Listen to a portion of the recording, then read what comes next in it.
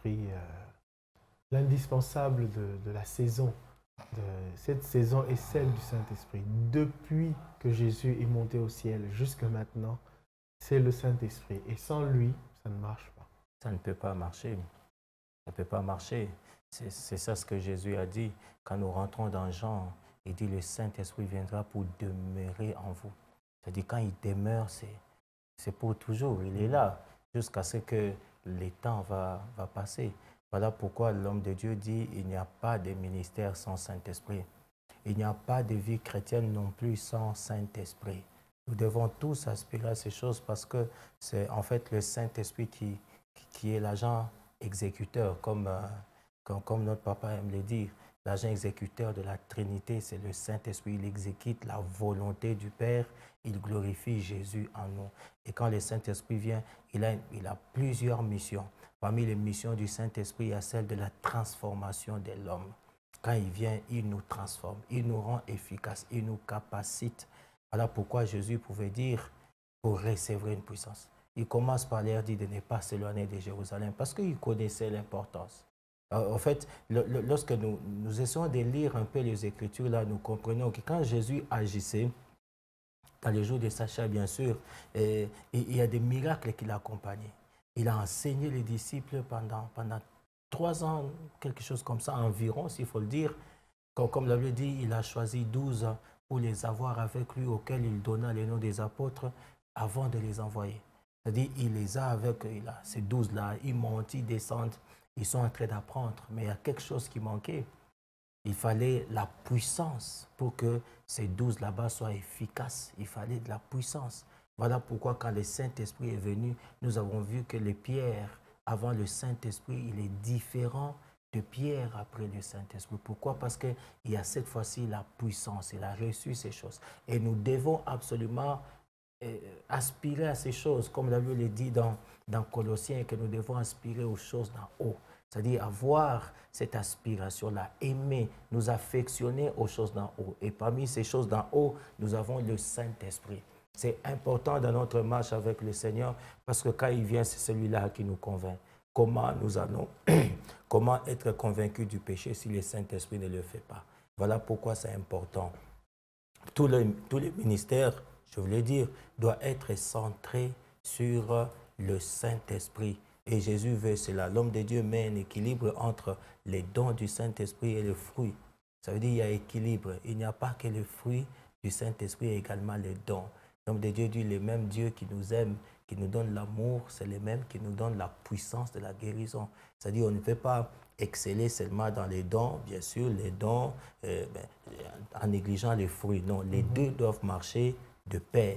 Donc le Saint-Esprit, c'est cet ami indispensable dont chaque enfant de Dieu a besoin pour tenir dans la marche et faire face à toutes les influences du monde. Parce que le monde, en fait, est soumis à toute forme d'influence. C'est celui qui a une influence grande qui peut réussir. Voilà pourquoi quand nous avons le Saint-Esprit qui est absolument une influence grande, nous pouvons vaincre l'ennemi, nous pouvons avoir les déçus sur lui.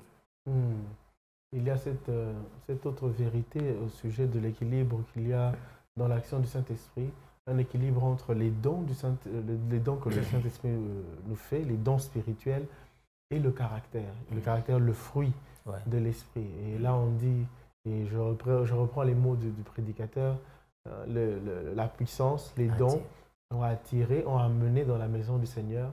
Et c'est le caractère, la nature de Dieu en nous, manifestée en nous, qui fait asseoir les personnes et qui nous vraiment les aide à être en relation avec Dieu. Tout comme cette absence de caractère-là a chassé certains, a chassé vraiment certains. Après les avoir gagnés, ils sont venus trouver une extension de la synagogue de Satan et ils sont partis.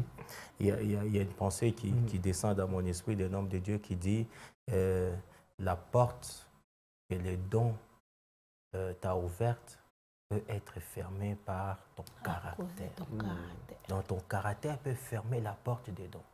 Les dons, quand ça opère, ça ouvre les opportunités, ça crée de la considération, les gens vous considèrent, les gens vous respectent par rapport à la manière dont Dieu est en train d'agir en vous. Mais quand il s'approche de vous, il doit voir le caractère de Christ. S'il n'y a pas le caractère de Christ en vous, ça veut dire l'absence des fruits de l'esprit, votre ministère même va commencer à patauger parce qu'on ne voit pas Dieu en vous. Vous êtes un bon parleur en langue, vous êtes un bon faiseur de miracles, s'il faut le dire, mais quand on cherche l'amour en vous, il n'y a pas. On cherche la compassion, il n'y a pas. Vous n'avez pas les entrailles de miséricorde. Mais ça, c'est quel homme de Dieu? C'est quelle servante de Dieu qui n'a pas d'entrailles de miséricorde? C'est-à-dire, quand vous regardez, oh, il prêche bien, il fait bien les choses, mais quand vous vivez avec lui là, c'est compliqué. C'est-à-dire, les gens, quand ils viennent vers nous, ils doivent trouver les caractères de Christ. Jésus a vu un arbre, un figuier, n'est-ce pas, bien orné là. Et il voulait manger de l'arbre de ce figuier-là.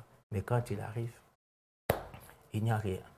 Voilà. C'est-à-dire, les dons, les feuillages, l'embellissement, les décors de l'arbre a attiré Jésus.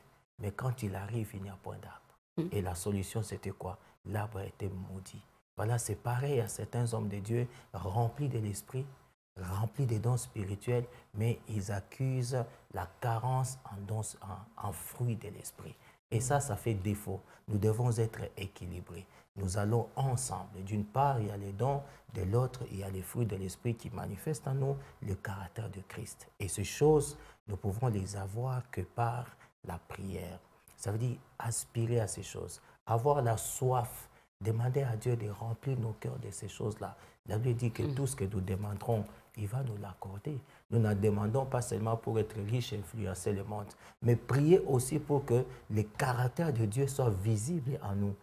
Quand les gens nous regardent, ils voient Christ en nous, ils disent, voilà, ce monsieur-là, il a Christ. Il y a même certaines personnes dans les quartiers, ils sont appelés des pasteurs et pourtant ils ne le sont pas. Pourquoi? On voit en eux qu'il y a quelque chose. Dit, celui-là, il est pasteur. Et pourtant, il ne l'est pas. C'est-à-dire, il fait montre non seulement des dons, mais également des fruits. Voilà pourquoi le Saint-Esprit, il est important, indispensable dans notre marche. Nous devons prier pour arriver à cette dimension où nous faisons montre Christ dans notre façon de vivre. Montrer Christ dans notre façon de vivre, gagnant d'âme. C'est ça. Nous, enfants de Dieu, et des fois, même nous qui sommes sur le plateau, hein, on n'est pas, On n'est pas exemptés. On n'est pas Concernés. Nous sommes tous concernés. Je pense que c'est ces genres de prières que nous sommes appelés à faire, hein, au-delà de vouloir la puissance. Nous devons prier pour que le Seigneur nous aide à ce que nous puissions changer notre caractère. Parce que finalement, quand les gens nous approchent, on trouve autre chose. On ne fait que repousser ces gens-là. Même si vous êtes appelés, des fois, ce qui nous trompe, c'est le fait qu'on nous a dit qu'on a appelé un grand ministère. On pense qu'on s'accroche à cette parole qui dit, même si elle tarde, elle finira par s'accomplir. Moi, je vais dire à quelqu'un ce matin, c'est possible pour toi de passer à côté de ta promesse. Parce que quand les gens viennent vers toi et qu'on trouve autre chose, tu repousses. Finalement, ton grand ministère, là, tu les feras avec qui? C'est ça la question que tu vas te poser. Finalement, les grands ministères, tu les feras avec qui? Parce que les pays qui viennent, ils finissent par partir. Il y a d'autres qui viendront, qui finiront par partir. Et peut-être dans ta bouche, ça sera « on ne me comprend pas ». Finalement, tous ceux qui viennent après toutes ces années ne te comprennent pas. Qui va te comprendre? Ton grand ministère, tu vas les bâtir avec qui? C'est ça la question qu'il faut se poser. D'où il est important. Il est important et nous devons insister sur ça. Il y a certains serviteurs de Dieu qui refusent même de passer par des brisements. Parce que c'est par les brisements que le Seigneur t'étaille et il change ton caractère. Il faut passer par là. Il faut passer par là. Il faut que tu passes par là pour que tu puisses y arriver. Sinon, tu risques de passer 20 ans, 40 ans et puis tu te dis, quand on dit même si elle tarde, tu lèves la main, elle finira par s'accomplir. Moi, je vais t'informer ce matin que c'est possible. Si tu refuses d'échanger, que tu passes à côté. En tout cas, ça va s'accomplir, mais Dieu a transplanté ça ailleurs. Voilà, tu vas passer à côté. Tu vas passer à côté. Refuse de passer à côté. Parce que tu te connais, tu connais ton caractère, tu connais tes faiblesses. Commence à prier pour ça. Commence à prier pour ça. Amen. Amen. Le caractère, c'est ce que le Saint-Esprit vient produire. Il vient produire en nous, c'est ce que Dieu va moissonner, c'est ce qu'il va garder dans l'éternité. Les dons, là, c'est lui-même qui avait. Il avait déjà ça, donc c'est pas de... C'est lui qui a dit, hein, il a chassé Saül, il a retiré ce qu'il avait mis en Saül, il l'a mis en David. C'est Dieu qui a fait ça. Oui. Donc, il refuse de ce qu'on retire. On t'a prophétisé, mais on peut venir aussi, on retire, on place de l'autre côté. Et toi, tu restes tellement avec la main quand on dit, même si elle tarde, parce que c'est ce qu'on aime bien, même si elle tarde, ça finira. Et ça va tarder, vraiment. Le caractère, prions vraiment le Saint-Esprit. C'est la Pentecôte, comme a dit le pasteur Richard, c'est la Pentecôte, c'est ça la Pentecôte. Vraiment que le fruit de l'Esprit, l'identité de Dieu nous soit apportée par le Saint-Esprit et que nous puissions la refléter. Parler en langue, c'est très bien, c'est vraiment très bien.